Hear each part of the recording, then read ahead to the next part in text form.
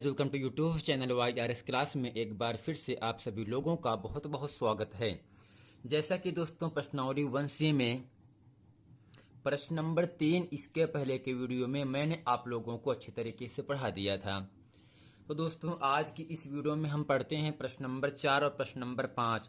और दोस्तों हम आपको ये बता देना चाहते हैं, जिस प्रकार से प्रश्न नंबर 2 है, सिद्ध कीजिए कि रूट 5 एक अपरिमेय संख्या है, ऐसे ही दोस्तों प्रश्न नंबर 4 और प्रश्न नंबर 5 है।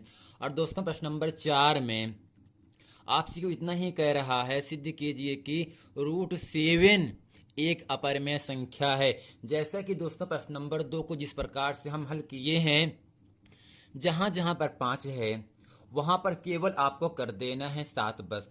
बाकी पूरा मान जिस प्रकार से हम इसका हिंदी लिखे हैं ऐसे ही आपको केवल लिखना है बस।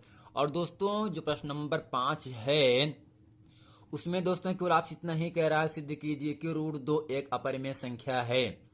तो दोस्तों जहां पर 5 है वहां पर 7 कर देना, और जहां पर 5 है इस पूरे हल में वहां पर दोस्तों केवल 2 करना है बस। और पूरा हिंदी जिस प्रकार से हम लिखे हैं ऐसे ही आपको लिखना है, और आपको प्रश्न नंबर 4 और प्रश्न नंबर 5 हो जाता है। तो दोस्तों आज की इस वीडियो में हम पढ़ते हैं प्रश्न नंबर 6। और दोस्तों प्रश्न नंबर 6 जो है बहुत ही महत्वपूर्ण प्रश्न होने वाला है।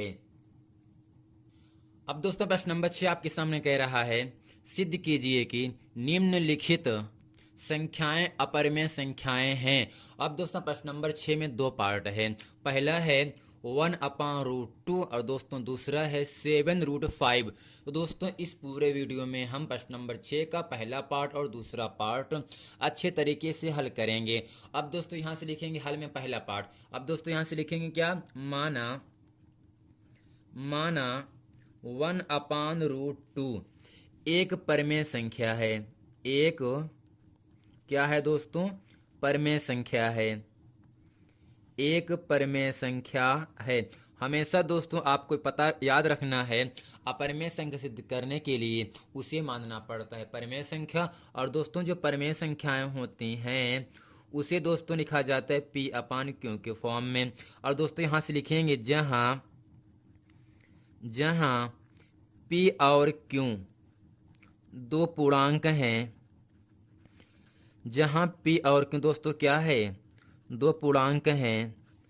और दोस्तों Q का मान कभी भी 0 के बराबर नहीं होना चाहिए।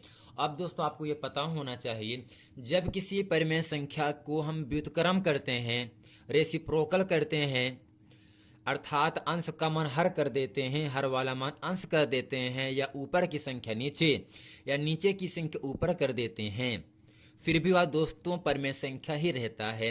अब दोस्तों यहां से क्या लिख देते हैं, दोनों पक्षों का व्युत्क्रम करने पर तो दोस्तों यहां से होगा क्या, दोनों पक्षों का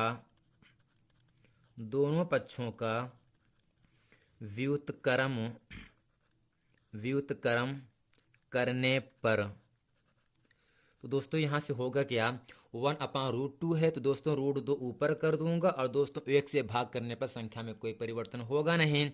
और दोस्तों यहां से P/Q है ना, तो आपको होगा Q/ दोस्तों P हो जाएगा। अब दोस्तों यहां से लिखेंगे चूंकि √2 एक अपरिमेय संख्या है परंतु Q/P एक परिमेय संख्या है। दोस्तों यहां से लिखेंगे क्या, चूंकि √2 एक अपरिमेय संख्या है, चूंकि √2 एक अपरिमेय संख्या है, परंतु Q/P एक परिमेय संख्या है। क्या है दोस्तों, एक परिमेय संख्या है।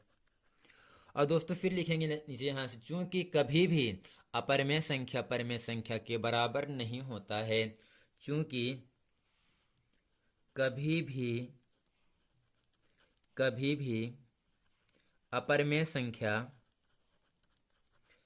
परिमेय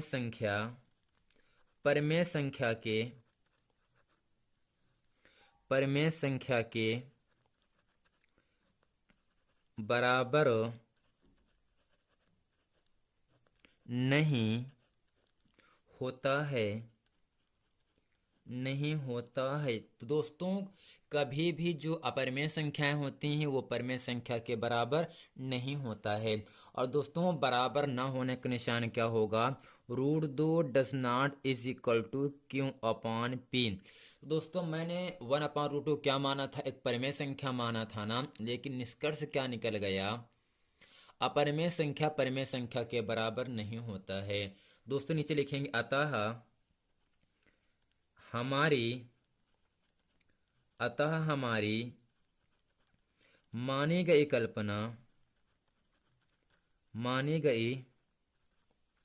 कल्पना असत्य है। क्या है दोस्तों, असत्य है।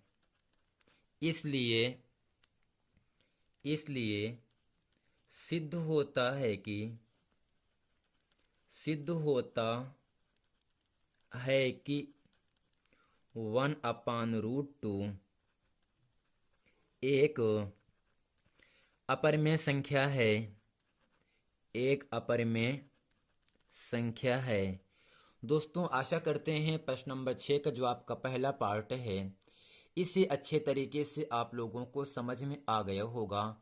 अब दोस्तों प्रश्न नंबर 6 का दूसरा पार्ट है, सिद्ध कीजिए कि 7√5 एक अपरिमेय संख्या है। अब दोस्तों यहां से लिखते हैं इसके हल में दूसरा पार्ट, माना माना 7√5 माना 7√5 एक परिमेय संख्या है। क्या दोस्तों मानते हैं, माना 7√5 एक परिमेय संख्या है, एक परिमेय संख्या है। इस दोस्तों क्या होगा, 7√5 बराबर दोस्तों होगा P अपान क्यू। और दोस्तों ब्रैकेट में आपको लिखना क्या है, जहां P और Q दो पूर्णांक हैं और दोस्तों Q का मान कभी भी 0 के बराबर नहीं होना चाहिए। अब दोस्तों करता क्या हूँ यहाँ, इसलिए √5 बराबर P अपान। तो दोस्तों √5 के साथ जो भी संख्या गुणे में है या प्लस में है उसका दोस्तों हम पक्षांतर कर देते हैं। जैसा कि दोस्तों जो आपका 7 है ये गुणे के फॉर्म में लिखा है तो आपका पक्षांतर भाग में होगा हमेशा, तो आपका होगा यहाँ से 5 क्यों। अब दोस्तों √5 क्या है, एक अपरिमेय संख्या है, लेकिन P/5 क्यों एक परिमेय संख्या है। दोस्तों नीचे क्या लिखेंगे, चूंकि √5 एक अपरिमेय संख्या है। जिस प्रकार से दोस्तों प्रश्न नंबर 6 का जो पहला पार्ट हम हल किए हैं, जहां √2 है वहां केवल दोस्तों क्या कर दूंगा, केवल 5 कर दूंगा बस हर जगह पर। तो यहां से क्या लिखेंगे, चूंकि √5 एक अपरिमेय संख्या है, परंतु P/5 क्यों एक परिमेय संख्या है। क्या है दोस्तों, P/5 क्यों एक परिमेय संख्या है, क्यों है, क्योंकि अंश बटे हर के फॉर्म में लिखा है और बटे की संख्या दोस्तों 5 क्यों 0 के बराबर नहीं है। अगर दोस्तों बटे की संख्या 0 नहीं है तो आपकी परिमेय संख्या होगी। अब दोस्तों यहां से क्या लिखेंगे, चूंकि कभी भी परिमेय संख्याएं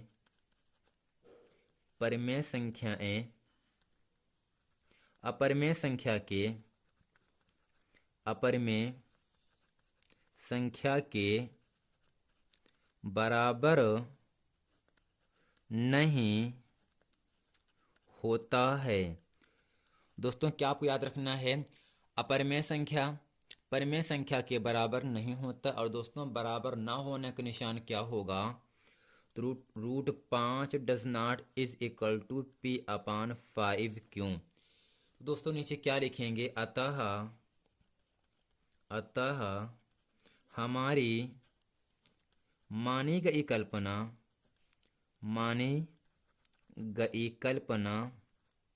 अतः हमारी मानी गई कल्पना असत्य है।